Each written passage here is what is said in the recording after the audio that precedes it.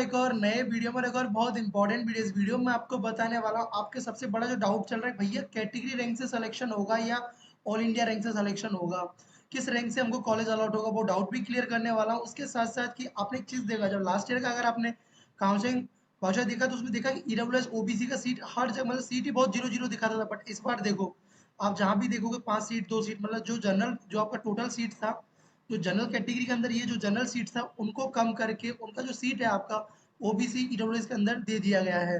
कहने का मतलब है कि पहले जो एससी एसटी को जितना रिजर्वेशन मिलता था, मतलब उतना सीट होता था एससी एसटी के लिए, अब ईडब्ल्यूएस ओबीसी के लिए भी आपका सीट है हर यूनिवर्सिटी के अंदर। तो ये देख सकते हो आपको यहाँ पे शो हो रहा है। मैं उम्मीद करूंगा कि आपने कॉलेजेस को फिल किया होगा अच्छे से, काउंसलिंग भी कंप्लीट कर दिया होगा। अब जो डाउट हो रहा है कि हमको कॉलेज किस रैंक के बेसिस पे मिलेगा, तो सुनो।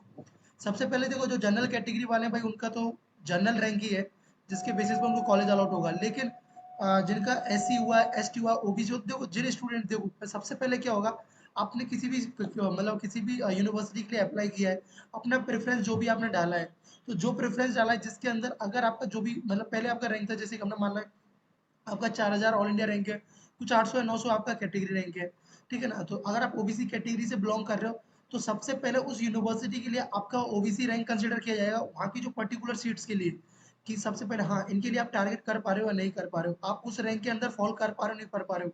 जैसे कि उसके अंदर 10 सीट था और आपने अप्लाई किया और बहुत सारे लोगों ने अप्लाई किया, तो जिसका वो जो आपका कैटेगरी रैंक कम होगा सबसे पहले उनको कैटेगरी वाला सीट मिलेगा। दो टाइप का जो आपको उसमें देखने को मिलेगा, ऐसे होता है लाइक अलॉटेड कैटेगरी, ठीक है ना, अलॉटेड कैटेगरी और अप्लाइड कैटेगरी। अलॉटेड कैटेगरी का मतलब आपको किस कैटेगरी का वो मिला है, आपने जैसे ओबीसी से अप्लाई किया, आपको ओबीसी का उस अंदर उस कॉलेज के अंदर जो ओबीसी का सीट था वो नहीं मिला, तो उसमें आपको लिखा क्या आएगा, अलॉटेड कैटेगरी जनरल। अगर ओबीसी से नहीं मिला तो allotted category general, applied category OBC. तो ये दो कंडीशन मतलब जो टर्म होती है, अप्लाइड और अलॉटेड, ठीक है ना। तो यहाँ पे आप देख सकते हो कॉलेजेस को, मैं आपको एक बार और दिखा देता हूँ। देखो यहाँ सब कॉलेजेस के अंदर आपको देखने को पता चल जाएगा। यहाँ पे देखो, यहाँ पे लिखा हुआ है general, SC, ST, OBC, EWS और पीडब्ल्यूडी कैंडिडेट और यूपीएस। तो देखो अब की बार देखोगे, देखो सब पहले होता क्या था कि आपके जो सेंट्रल यूनिवर्सिटी और डीम्ड यूनिवर्सिटीज में केवल रिजर्वेशन होता था, बट अभी ऐसा नहीं है।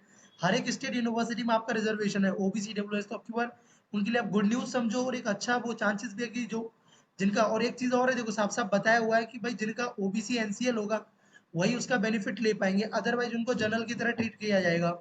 ये बताया हुआ है, देखो यहाँ पे मेंशन है, ये देखो,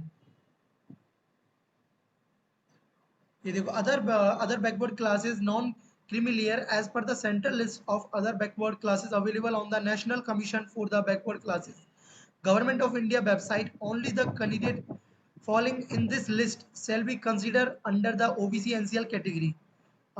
State list OBC candidate who are not OBC NCL shall not be considered this category, ठीक है ना। जो OBC NCL की सेंट्रल लिस्ट में नहीं है उनको इसमें कंसिडर नहीं किया जाएगा, ठीक है ना। और ये जो रिजर्वेशन है वो दोनों के लिए है, आपका ईडब्ल्यूएस हुआ और ओबीसी हुआ, ठीक है ना। तो आपको उसका फायदा दिखेगा, बेनिफिट भी दिखेगा। और आपको देखो अभी आपका टाइम, आपको पता है कि आपने आपको अपना जो कॉलेजेस है वो फिल कर दिया होगा, तो उसका टाइम भी आपका पास है, मतलब आज आपका लास्ट डेट है, तो जल्दी से जल्दी अभी तक नहीं किया तो वो भी जाके आप कर दें। और देखो जिन स्टूडेंट को काउंसलिंग में फिल करने में भी दिक्कत आ रहा है, तो वो अभी भी मेरा काउंसलिंग मेंटरशिप प्रोग्राम ज्वाइन कर सकते हो, जिसमें कि मैं आपको, आप जैसे ज्वाइन करोगे तो आपको प्रेफरेंस लिस्ट प्रोवाइड करूंगा, वो आपको फिल कर देना है उसके अकॉर्डिंग, और आपको एक अच्छा यूनिवर्सिटी में डेफिनेटली एडमिशन मिल जाएगा, ठीक है ना। इसको ज्वाइन करने के लिए यहाँ पे क्यूआर कोड दिख रहा है, इसको स्कैन करके आपको पे करना है। इसमें आपको लास्ट तक जब तक सीट नहीं मिलेगा, मैं मॉपअप में भी हेल्प करूंगा, स्पोर्ट काउंसलिंग में भी हेल्प करूंगा, डायरेक्ट एडमिशन जहाँ भी होगा सब जगह मैं आपको हेल्प करूंगा। तो चलो इस वीडियो में इतना ही, आई होप आपको समझ आया होगा। तो so thanks for watching, bye bye, take care and keep smiling and stay connected to the study attic.